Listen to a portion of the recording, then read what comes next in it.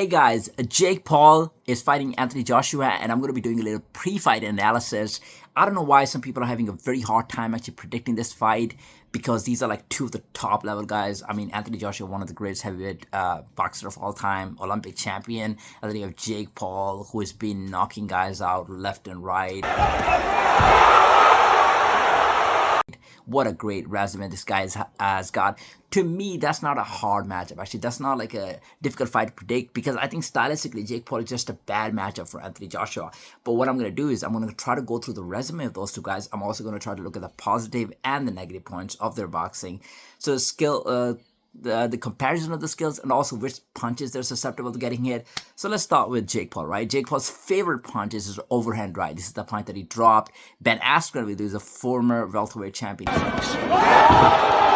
He was able to drop Tyron Woodley with that punch. I mean, Tyron Woodley's got a great chin. He's never been dropped in the UFC, but Jake Paul was able to do.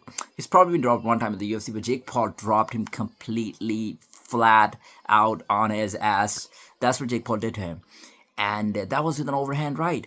But over the period of years, Jake Paul has actually developed his skills. So he's not just like a one-trick pony. He's not just a heavy puncher with an overhand. Now he can do the left hooks. We saw how he dropped Nate Diaz with a left hook.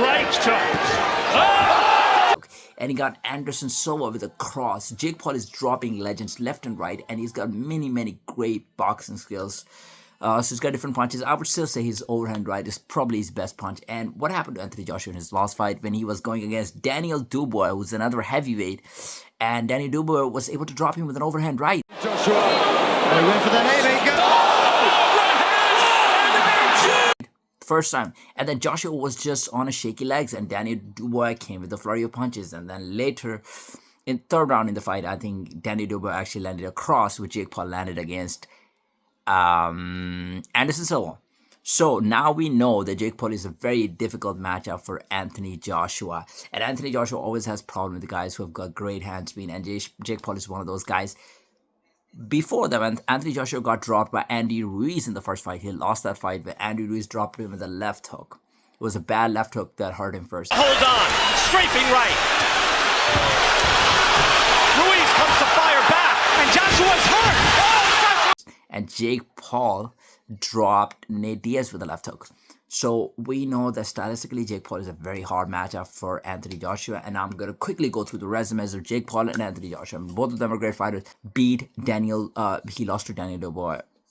A great fighter again. There's no shame in this. Francis Ngannou, he beat Francis Ngannou. So this is a good matchup. And Otto Wallen, a decent win. Robert Helenius, Jermaine Franklin. I would say these are like low-rank wins. And then he lost to Alexander Usyk twice. So whenever Anthony Joshua fight legends, I'm talking about like a high level, he loses to them most of the times, except Francis Ngannou. But Jake Paul is completely opposite. He's beating legends. And then you have Kubrat Pulev, decent win. Andy Ruiz, he lost one, he won one. And then Alexander Povetkin, again, good win. Joseph Parker is a good win. Carlos Takam is a decent win. Vladimir Klitschko is probably his best win. So now you have that. Now compare that with the resume of, let's say, Jake Paul. I'm going to pull that up. Jake Paul resume. We're going to look at the resume of Jake Paul.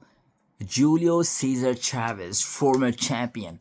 Mike Tyson, former champion. Mike Tyson, one of the greatest boxers of all time. Jake Paul beat Mike Tyson. He outboxed Mike Tyson. It wasn't even like he got lucky with Mike Tyson. He outboxed Mike Tyson. Then he beat Mike Perry. Who drops Mike Perry, by the way? Jake Paul was dropping him left and right. Mike Perry was a champion in the bare knuckle boxing championship. And even in UFC, this guy was not getting dropped. He's got a chin of an iron, and Jake Paul was able to drop him. I'm also going to make an argument that Jake Paul might be the hardest puncher that we have seen in the history of mankind. The way this guy's been able to drop people. And then he beat Ryan Boland and Andre August. I'm going to say these are like low-ranked wins. But then he beat Nate Diaz, and he was dropping Nate Diaz. Nate Diaz has got the chin of an iron. Not many people can drop Nate Diaz. Jake Paul was able to do that. And then he beat, and he lost one fight to Tommy Fury. I think he just got unlucky. He beat Anderson Silva. He dropped Anderson Silva. Now, Anderson Silva, some people have an argument that he's the greatest UFC fighter of all time. I don't agree with this assessment, but it's pretty close. But Jake Paul actually beat him. And they beat Tyron Woodley twice, knocked him out one time. And Tyron Woodley is a former champion. Ben Askren is a former champion. And Jake Paul was completely able to annihilate him, knock him out. So I would say resume are pretty matchable, but Jake Paul might have one of the greatest resume of all time. You gotta accept the fact, love him or hate him, Jake Paul is that guy. He is him. Jake Paul is him. And in the fight against Anthony Joshua, I don't see any way that Anthony Joshua can catch him. Now, many people can actually bring size into this, and they can say Joshua's been fighting at heavyweight for a long, long time. Jake Paul never had a fight at heavyweight. He was fighting at like cruiserweight. So how are you gonna compare that? I mean, is this power gonna translate to heavyweight? Is he gonna be able to do it? And when he puts all that size on, is he gonna be able to move the same way? Is he gonna gas out in the later rounds? Thing is, I trust Jake Paul. The power is unmatchable. It's godly power. Careful by ducking down. Oh, right hand. This may be it. Right hand. He connects with one punch, and that's it. I don't even worry about guessing out because I don't think it's gonna go to late rounds. I think it's just gonna be like 3 to 4 rounds. Just that big overhand, the touch of death, and that's it.